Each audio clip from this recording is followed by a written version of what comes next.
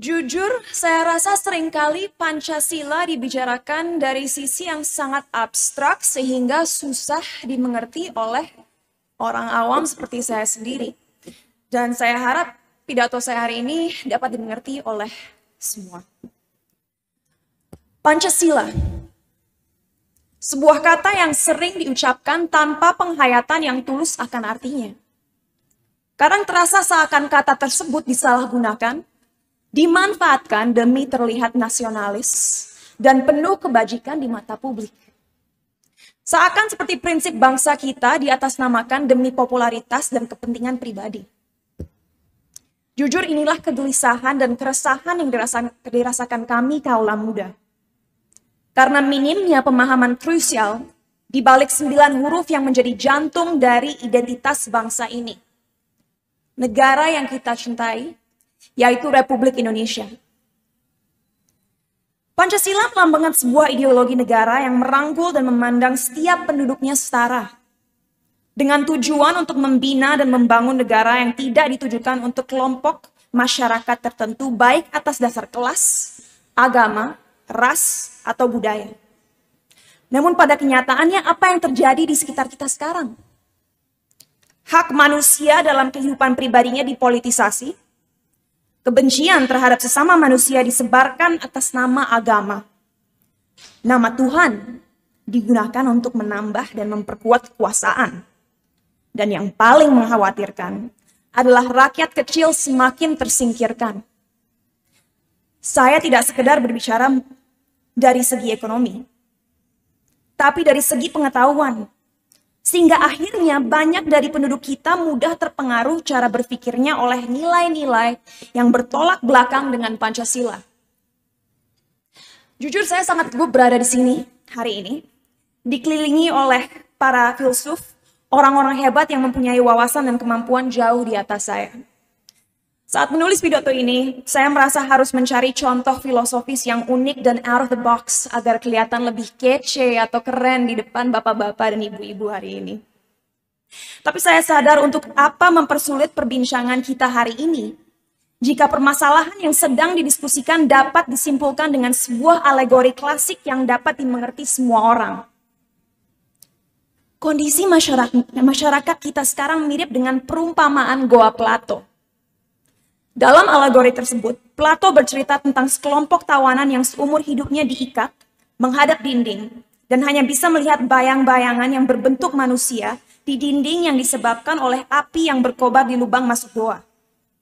Pada suatu hari, seorang tawanan dilepas, dibaksa keluar, dan disuruh melihat sumber dari bayangan itu semua. Tapi apinya membuat matanya silau. Ia lebih suka melihat bayangan karena itu persepsi dunia yang ia mengerti sepanjang hidupnya. Lama-lama ia terbiasa melihat api dan akhirnya keluar melihat matahari. Simbol kebenaran. Dan akhirnya melihat dunia yang sesungguhnya. Saat ia kembali ke goa untuk membebaskan kawan-kawannya, mereka marah dan membunuhnya. Karena merasa bahwa ilusi yang mereka pikir adalah realita telah dihancurkan. Seringkali manusia memilih untuk hidup dalam kegelapan karena kebenaran membuat mereka tidak nyaman.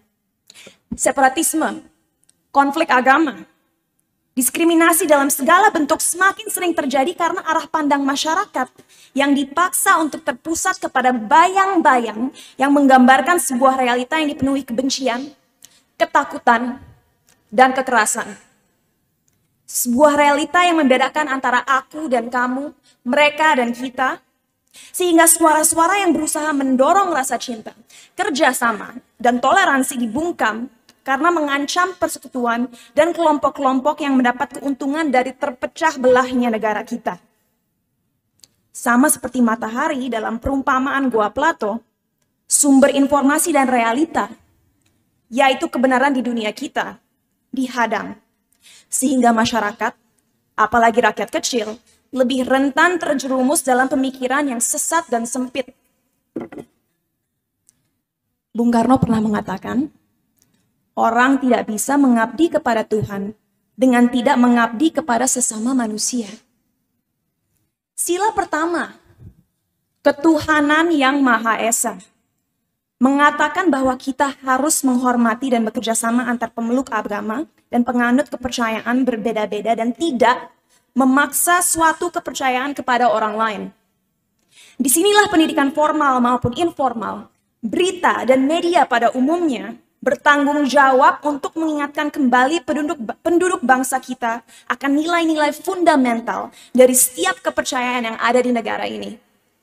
Menyadarkan masyarakat bahwa setiap agama dan kepercayaan, apapun itu, membantu manusia agar memiliki kompas moral untuk mencintai dan memperlakukan satu sama lain dengan hormat dan adil. Jadi saya rasa tidak ada satupun dari kita yang berhak berkoar kecintaan kita terhadap Tuhan kalau kita tidak bisa menghargai perbedaan yang sudah diciptakan oleh Tuhan sendiri. Dalam negara demokratis, penting sekali kita memahami sila kedua, kemanusiaan yang adil dan beradab. Akan tetapi, representasi yang adil di Indonesia masih sangat minim. Mewakili generasi Bunda, saya bisa bilang sangat disayangkan bahwa masih jarang sekali seorang perempuan atau seseorang dari suku minoritas atau agama minoritas direpresentasikan dengan kedudukan tinggi dalam sebuah korporasi atau institusi besar, politik maupun media. Akan sangat sulit untuk generasi selanjutnya melanjutkan jiwa Pancasila jika apa yang mereka lihat dalam kehidupan sehari-hari adalah birokrasi yang diatur oleh orang-orang yang sama.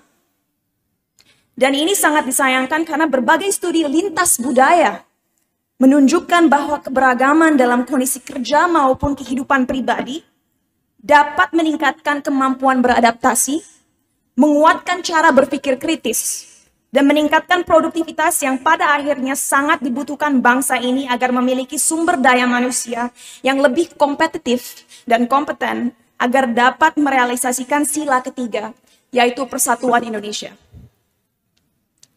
Yang dibutuhkan bagi kemajuan bangsa ini adalah untuk membangkitkan kembali rasa bangga dan rasa memiliki terhadap Indonesia dari setiap individu, setiap kelompok, setiap penduduk, siapapun mereka.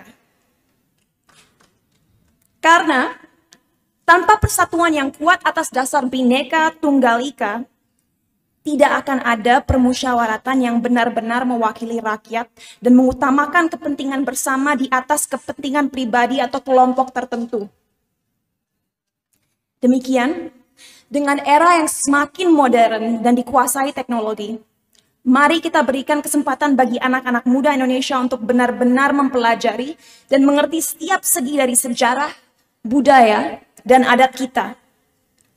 Tumbuhkan rasa minat mereka untuk mengenal warisan budaya yang ada. Biarkanlah mereka bertanya, tumbuhkanlah rasa ingin tahu mereka sehingga mereka tidak mudah dipengaruhi dan dijajah pikirannya. Agar pada akhirnya mereka dapat menghormati hak-hak sesama manusia, apapun perbedaan yang ada.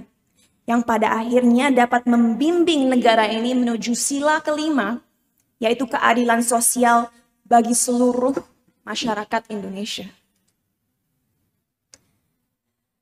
Saya bukan siapa-siapa di sini, tapi sebagai warga negara Indonesia, saya yakin kita semua dapat setuju bahwa visi Bung Karno untuk membangun dunia di mana semua bangsanya hidup dalam damai dan persaudaraan adalah suatu hal yang kita semua inginkan.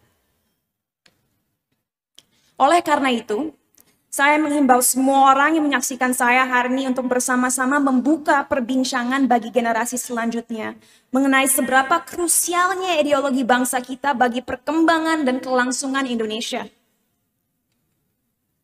Mimpi kita tidak bisa hanya tertuju dan berhenti pada tahun 2045 saat Indonesia menjadi ekonomi keempat terbesar dunia. Tidak. Ada sekitar 1.340 suku di negara ini. Kita harus berani bermimpi lebih besar. Menjadikan Indonesia pelopor dalam merangkul dan mempersatukan setiap perbedaan yang ada. Menjadi contoh dunia akan bangsa yang benar-benar peduli kemanusiaan dan kesejahteraan rakyatnya. Menjadikan Pancasila sebuah ideologi yang mempengaruhi evolusi dunia. Terima kasih.